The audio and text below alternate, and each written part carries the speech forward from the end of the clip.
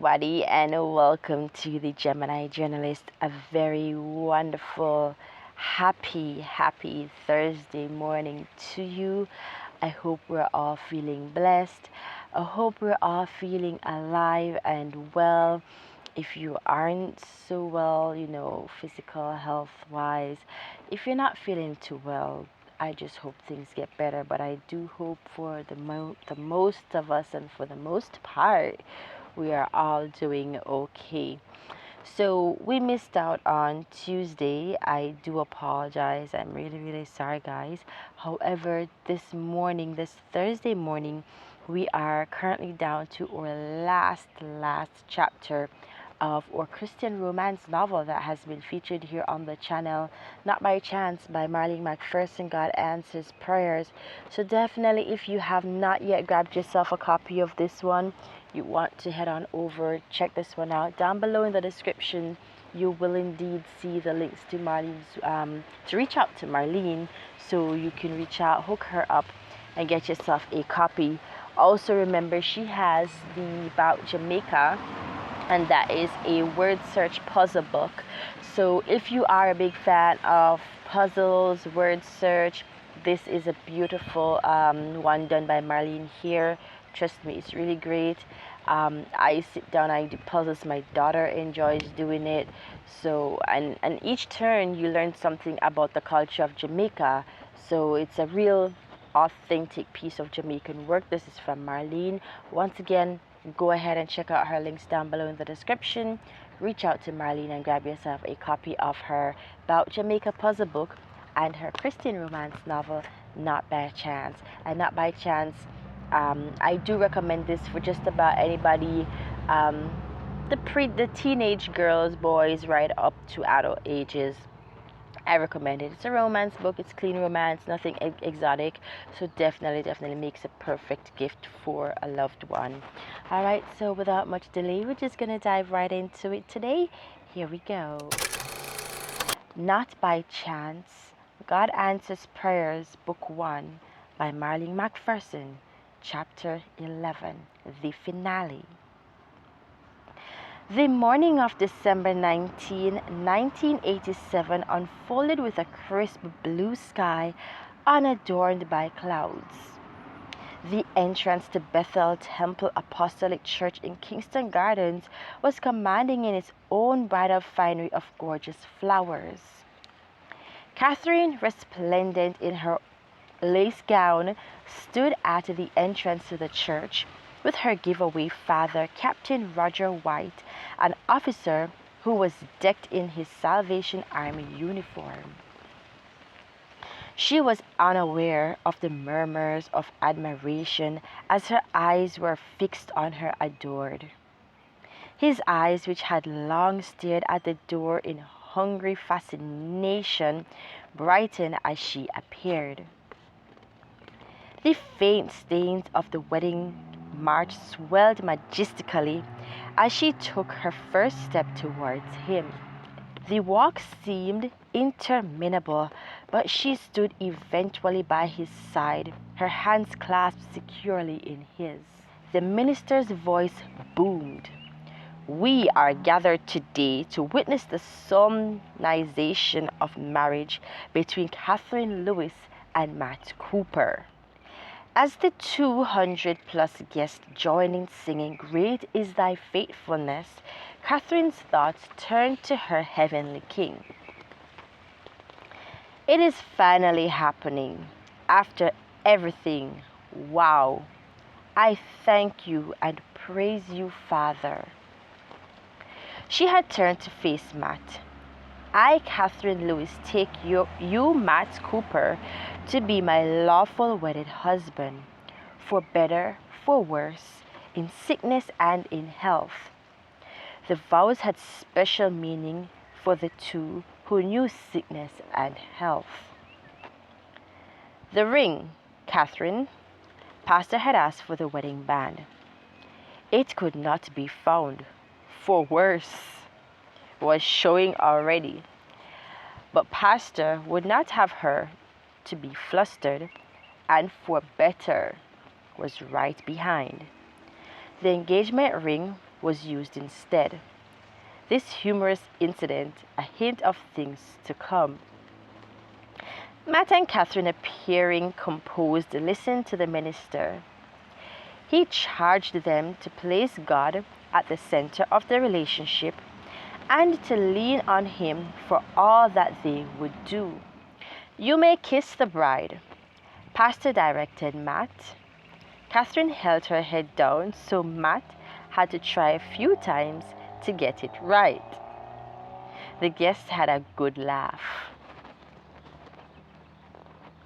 The legal documents were signed and everyone stood as the minister said, "I present to you Mr. and Mrs. Matt Hooper." Family and friends erupted in loud applause, and immediately a guard of honor was formed by the bridal party. The newlyweds walked through greeting guests as they passed the benches. "Congratulations! Hi, Matt! Hi, Mrs. Cooper," were some of the greetings. Some guests who had been milling around on the outside hugged them as they stepped out. Others gathered for a peek at the wedding band. Catherine smiled, abashed, and pretended to chide those who dared to ask about the missing band. They burst into laughter when she said it was left at the bride's house. She laughed too. Photographs were taken before all proceeded to the reception area. Brunch included ackee and codfish, chicken and rice and peas, simply delectable. The customary cutting of the cake by the bride and groom took place with much ado. Toasts were proposed in fine style. The tinkling of forks against wine glasses sounded again and again. Some guests were merciless. They enjoyed watching them kiss. The guests were teasing, and Matt was especially inclined to indulge them. Matt's reply was something else. He stood confidently and delivered a speech that brought to the fore God's goodness to him and to his wife. At the word wife, guests burst into loud applause, punctuated by friendly shouts. Part of his speech had the guests cracking up. He revealed, "There goes my wife," were his thoughts that morning 2 years ago when Catherine came to Mother Willie's. Catherine was hearing this for the first time, so he had designs on her for the first day. He was just warming up when his wife pulled on his cool Tate. That meant stop now. Matt hadn't realized how long he had gone on. It was indeed a celebration of a journey that began at Mother Willie's house. For them, a chance meeting at the time, but one that could only have been orchestrated by their Lord.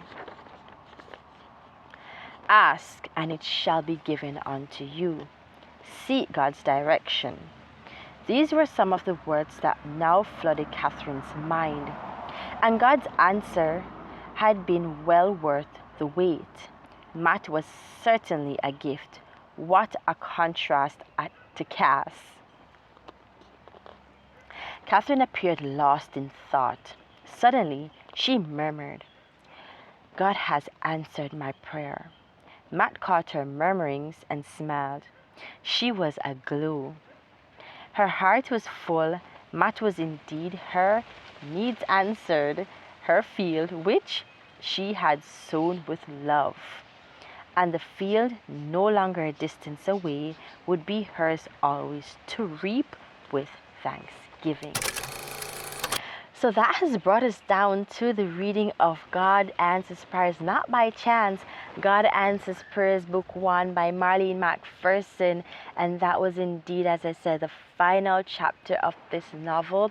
If you have not yet purchased your copy, down below in the description, definitely go ahead and check out the links to reach out to Marlene. Grab yourself a copy of her novel, Not by Chance, God Answers Prayers. And remember her about Jamaica. It's a Jamaican puzzle book on each page you turn, you learn something magical about the island and its culture.